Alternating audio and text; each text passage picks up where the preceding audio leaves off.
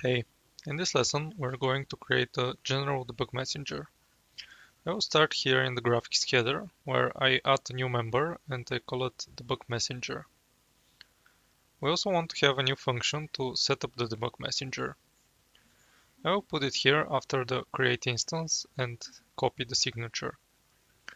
Then I go into the initialize Vulkan function, and after the create instance we will call this new setup messenger.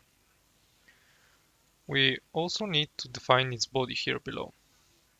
The first thing we will do is call the debug messenger info. We created this function 2 lessons ago, and we will assign the result to a new info variable. Also, let's not forget to check if validation is enabled. If it isn't, we can return early from this function and not create the messenger. Finally, we can call vk create debug messenger ext. Here we need to pass in the instance that we created already, the address to the object, no pointer for the allocator, and the address of the debug messenger field. Now that we have this, we should be able to build. But this is not what happens.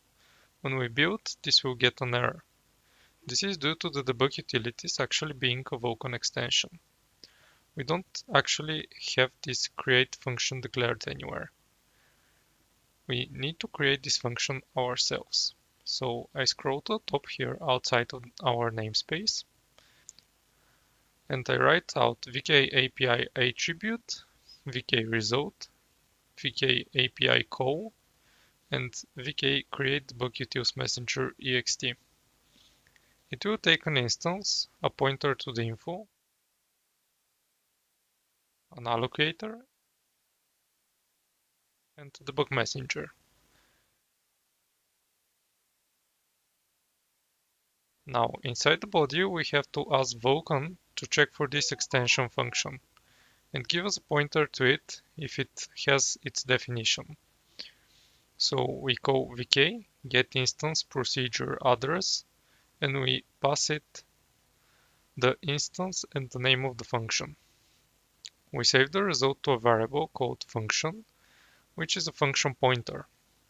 If Vulkan doesn't have the function, we will return vk_error extension not present. Otherwise, we will return the result of calling the function.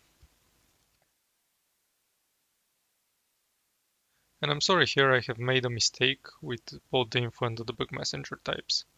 So I correct them by copying the official ones.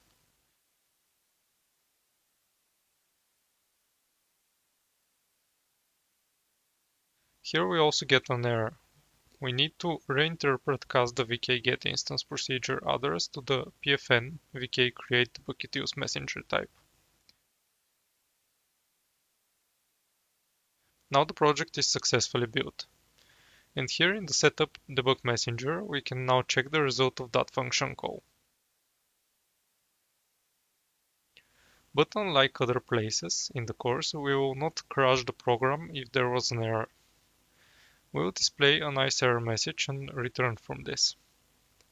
The debug messenger is not critical for our Vulkan application. Also, each create function has to have its corresponding destroy function. So let's also create this.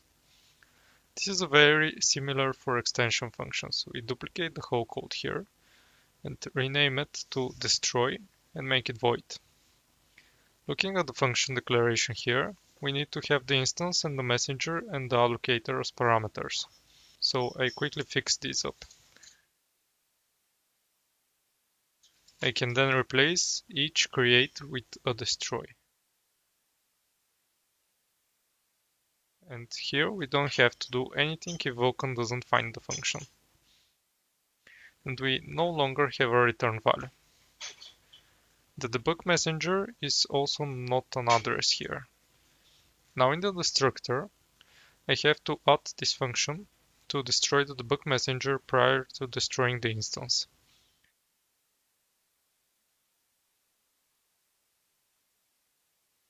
We can now build the project and it runs as expected. And if we make a mistake on purpose, like forgetting to call the destroy debug messenger, I can build and run the project. And as soon as I close this window, the graphics destructor will get called. And you will see the nice error message that reminds us that the debug messenger has not been destroyed when we destroy the instance. This is it for this lesson. You've learned how to create a separate debug messenger, but most importantly, in this lesson you learned how to get extension functions from Vulkan dynamically. See you in the next one.